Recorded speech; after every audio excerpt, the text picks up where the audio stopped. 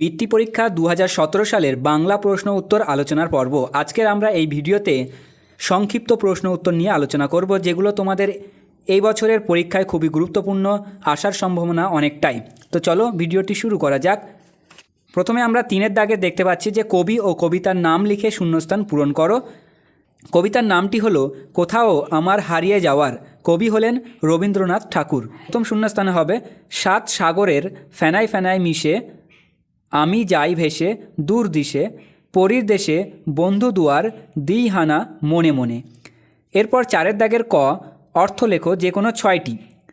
দিল খোলা, ঠোক্কর, নিশানা, ইশারা, হুঙ্কার, দস্তর মতো, করসরাত, এগুলোর অর্থ লিখতে হবে, অর্থাৎ মানে লিখতে হবে। তো এখানে আমি খাতায় লিখে দেখাচ্ছি। দিল খোলা মানে হলো উদার মন যার, ঠোক্কার মানে ধাক্কা, নিশানা মানে পতাকা, ইশারা মানে ইঙ্গিত, হুঙ্কার মানে গর্জন করা, দস্তর মতো মানে রীতিমতো, কসরত মানে কৌশল। 4-এর ক্ষয়ে বাক্য রচনা করো যে কোনো 3টি। ভ্যাবাচাকা, ভ্যাবাচাকা দিয়ে বাক্য রচনা করতে হবে। সে কলকাতার পুজোর ভিড় দেখে ভ্যাবাচাকা খেয়ে গেল। এরপর প্রাণপণ, খেলায় জয়লাভ করার জন্য 2 দল প্রাণপণ লড়াই করে। এরপর এক পলক, পুলিশকে দেখে চোরটা এক পলকে হাওয়া। এরপর নজরানা, রাজা রানীকে নজরানা দিলে খুশি হতো। আবিষ্কার, কলম্বাস আমেরিকা আবিষ্কার করেন। এরপর 4-এর গ, বর্ণ বিশ্লেষণ করো যে কোনো 3টি। কল্যাণ, ক যোগ অ যোগ ল যোগ অন্তর্য যোগ আ যোগ মধ্যাহ্ন। মুশকিল, ম যোগ হর্ষ যোগ তালবস্য যোগ অ, ক যোগ হর্ষই যোগ ল। রঙিন, র যোগ অ যোগ উঙা যোগ হর্ষই যোগ দন্তান্ন। বাগিচা, ব যোগ আ যোগ গ যোগ হর্ষই যোগ চ যোগ আ। আস্পর্ধা, আ যোগ দন্তস্ব যোগ প যোগ র যোগ ধ যোগ আ। এরপর 4-এর ঘ, বিপরীত শব্দ লেখো যে কোনো 6টি।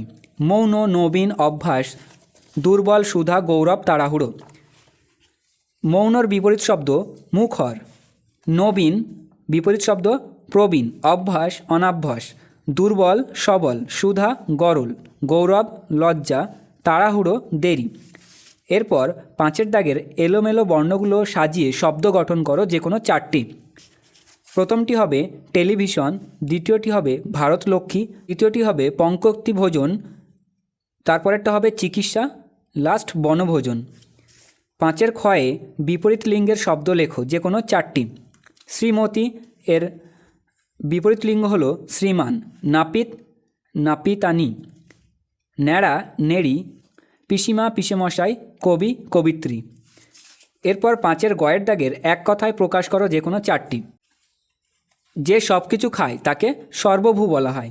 যা বারবার দুলছে দুল্যমান। যিনি গান করেন তাকে গায়ক অথবা গায়িকা বলে। যিনি সব কিছু সহ্য করতে পারেন সর্বংসহী। যার দয়া নেই নির্দয় বলা হয় তাকে। এরপর 6-এর দাগের যে কোনো একটি বিষয় অবলম্বন করে অনুচ্ছেদ রচনা করতে হবে। এখানে যে কোনো একটি লিখতে হবে, 15টি বাক্যের মধ্যে লিখতে হবে। ক আছে যে উৎসবটি তুমি সবথেকে ভালোবাসো, কোনো একটা উৎসব নিয়ে তোমাকে একটা অনুচ্ছেদ রচনা করতে হবে 15টি বাক্যে। ক্ষয়ে আছে একটি গৃহপালিত পশু, যে কোনো কুকুর, বিড়াল, গরু ইত্যাদির উপরে 15টি বাক্য লিখতে হবে। গয়ে আছে নেতাজি সুভাষচন্দ্র বসু, নেতাজি সুভাষচন্দ্র বসু সম্পর্কে 15টি বাক্যের একটা রচনা লিখতে হবে। এই ছিল আজকের আলোচ্য বিষয়। পরবর্তীতে কোন বিষয়ের উপর আলোচনা পেতে চাও তা ভিডিওর নিচে কমেন্ট সেকশনে জানাও। আর ভিডিওটিতে কোনো জায়গায় বুঝতে অসুবিধা হলে কমেন্টে জানাতে পারো।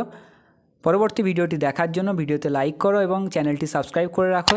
আর যারা ঘন্টাটি বাজিয়ে রাখোনি তারা ঘন্টাটি বাজিয়ে রাখো, তাহলে সবার আগে ভিডিওটি আপডেট পেয়ে যাবে।